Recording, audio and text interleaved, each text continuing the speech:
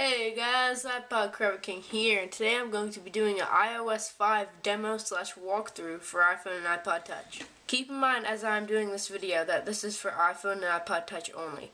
Yes, there are some features that share for iPad too, but I'm not going to be demonstrating specific iPad features. So keep that in mind as I'm doing this video. I am not going to be doing any iPad specific features that are in iOS 5. Now, the first feature I'm going to be showing you guys is the Notification Center. Now, this might be just the biggest one out of all features in iOS 5. So basically what this does is when you get a notification previously, there was a big blue bubble that appeared on your screen. It really just stopped, interrupted a game, when you're browsing internet mail, whatever you're doing, it just stopped and interrupted you. And that was really obnoxious, and everyone really hated it. And that's why really everyone preferred Android notifications instead of iOS. So like I said previously, you had a really annoying and obnoxious bubble that really just interrupted what you were doing, whether it be games, browsing your email, or whatever, browsing the internet. It just interrupted you. It was really obnoxious in a really bad way to put notifications on iOS. Now, it took them 5 iOS's, I guess you could say, 5 versions of iOS for them to do this. I don't know why it took so long. But finally they did it, and basically what this does is, like I said, it kind of copies Android in a way, but I believe they did it much more professional. Not professional, but I believe they did it more elegantly, and really you'd expect Apple to do it more elegantly. Now, I know I'm gonna get a lot of bad feedback about that, but I don't care, whatever. So look up here, you're gonna see a notification. It won't interrupt what you're doing. I'll open an app just to show you settings that it won't interrupt what you're doing. So I have my brother's iPod. I'm just gonna type hi, send. And right there you say hi. It won't interrupt you. I can do whatever I want. I can press home, I can do all this stuff, and I can just tap up there, take it right to the notification, and if I don't want to deal with it, I don't need to deal with it. So it also displays my lock screen, but it won't do that because this is the beta kind of gold master version. It doesn't do that. It works sometimes, but I don't think I'm going to have unlock for this video, so I'm really not going to try. Basically how it works is it displays that lock screen, you can slide the little icon, and then it will take you to the app. Take advantage of that big iPad screen that is wasted in the lock screen and the little iPhone screen that is wasted in the lock screen. So basically I can just slide down the top like Android and I will see all of my notifications. I have a lot since this video took me a lot of tries. But here I have it, my live weather, which is really nice. I don't live in Cupertino, by the way. This is just how I can hide my location. But it'll tell you the weather. You can have the weather. You know, you slide this and you have your forecast. We have our notifications in Facebook, which is really nice. And then you have your stocks if you really care for stocks. But that's about it. Notification Center is a great new feature for iOS 5. It won't work for the live stream, but believe me, it'll work when the official release is on October 12th. So the second feature in iOS 5 that they implemented really well is camera. They had a lot of cool features of the camera. So basically the first feature I'm going to show you guys is taking a picture with the volume button. Really nice. All you have to do is just click the volume button. Volume up button, sorry, you can actually just, it doesn't really work for the volume down button, but click the volume up button, take a picture, really nice, easy, works flawlessly. So you also have the other preferences, press this, which if you guys like that, so it's kind of a win-win situation. Another feature that I'm sure you guys saw this is, you can just open the lock screen, double click the home button, have a little, little camera button right there, press that, take an easy picture, Then once you're up, volume button and you're good to go. So another feature that they added to the camera is grid. I don't really like this, but again, it is there for some people, and it's a camera grid for those of you who like taking pictures with your iPhone or iPod Touch. So this is a really nice feature. They added three new features to the camera that I really love them. I really kind of love all of them. That's about it. That's the second feature that is in iOS 5, the camera. Now we're going to move on to the next. So to kind of tie in with camera, they actually added a couple of new features to photos. If we go to our camera roll here, I have all our kind of fails that I did for our bloopers. But anyway, we can actually just go to a picture. Let's just go to, I guess, this one.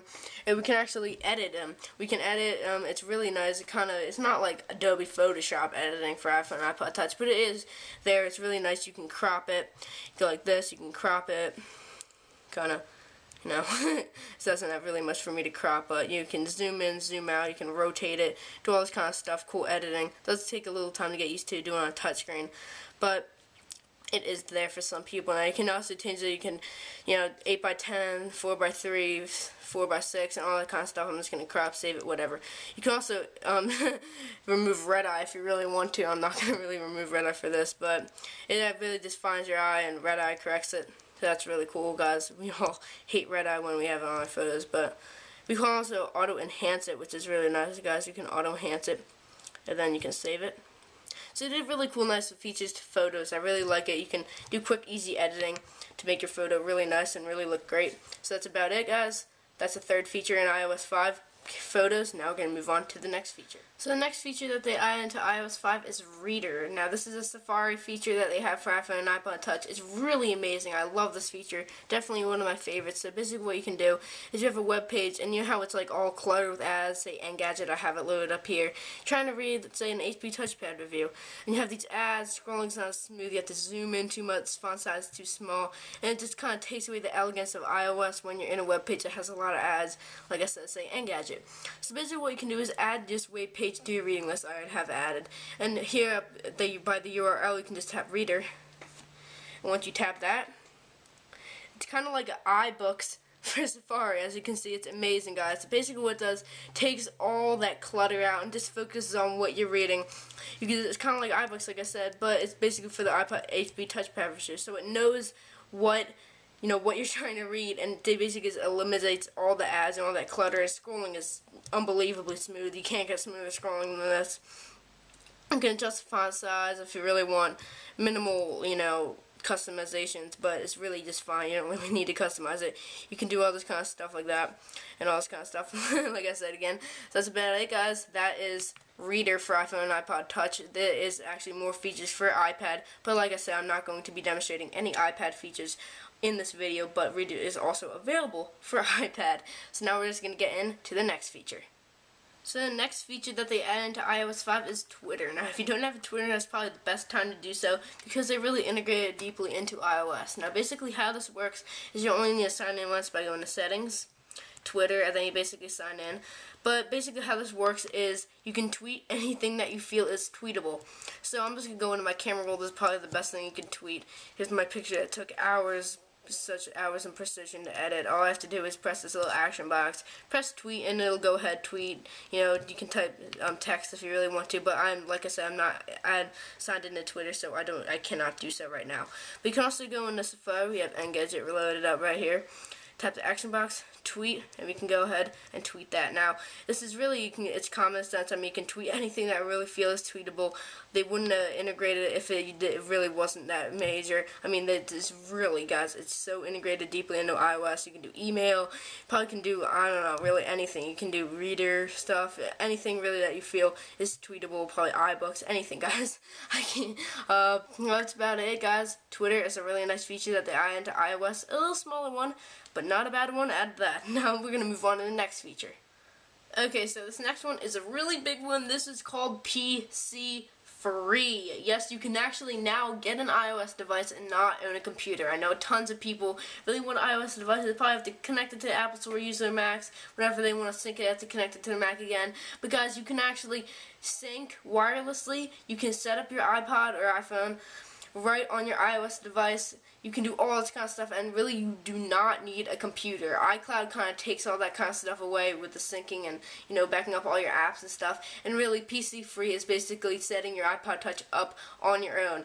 Now I might do a video of this later, I don't know if I will, but if I do, guys, basically how it works is when you you take it out, first to get it, and then you basically, all you have to do is just turn it on. It'll have like cool animation, kind of like when you first get a Mac, and then you slide it, slide to set up, I guess, and then basically you set up all your kind of stuff. You can set up your Wi-Fi, set up all this kind of your Apple ID, and then it'll just say you're done setting up, press start, and then you're into iOS without ever connecting to a computer.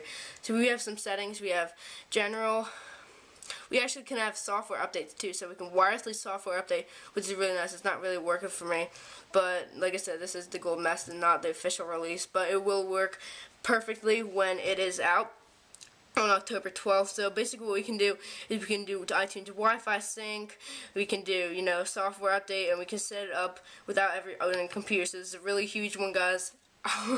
This is amazing, guys. I really love this. So now I don't need to, when I get my iPad, I don't need to connect it to iTunes, worry about all this kind of stuff. Unbox it, set it up. Awesome. So that's about it for the PC free. It's a really nice feature, guys, and it is free. That was a horrible joke. In iOS 5. Now we're going to move on to the next one. Now this next one basically just adds up home screen space for me because I never use it. I'd never even picture myself using it. I don't read magazines, but for those of you who read magazines, it is there. The next feature is really just an icon. You don't get any settings for it or really, but basically you just tap and here it is, newsstand. Tap it.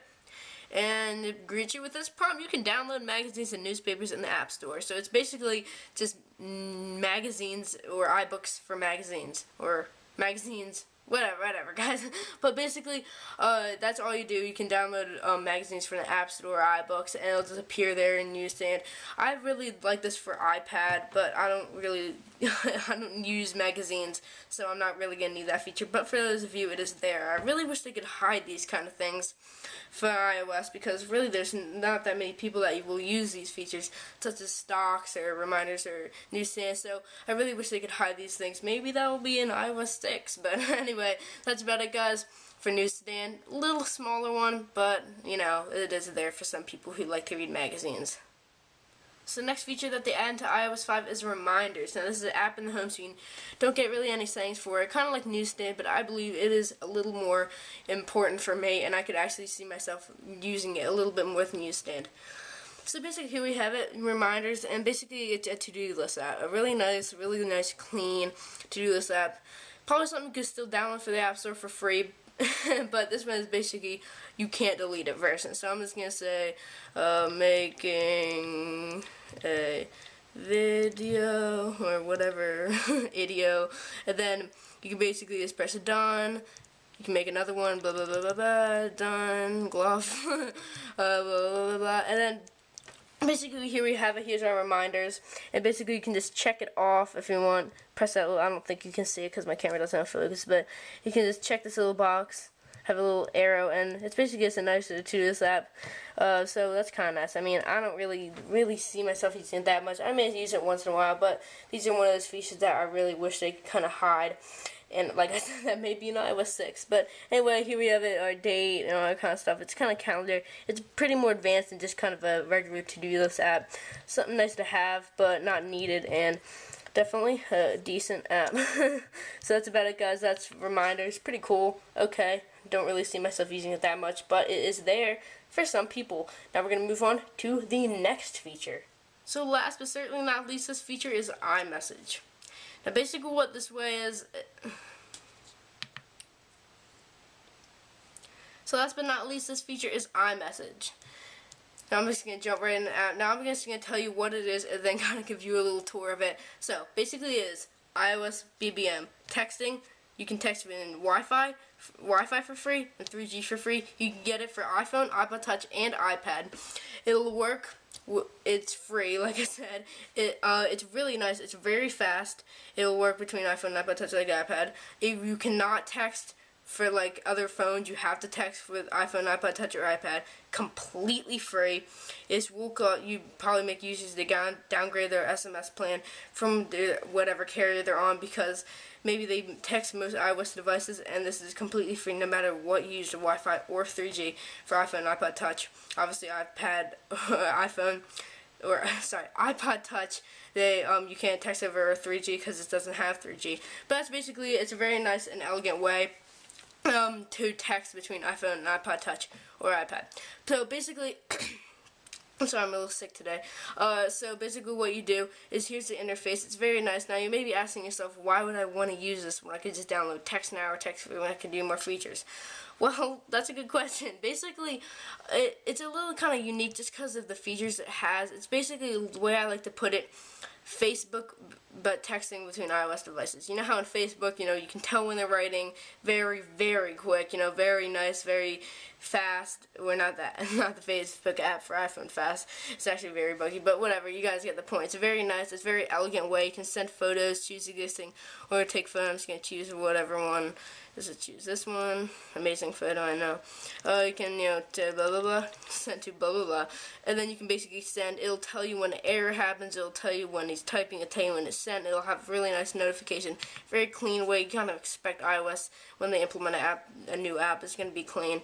And it basically just works with your Apple ID. And if you want to text to an iPhone, it'll work with their phone number. So that's it, guys.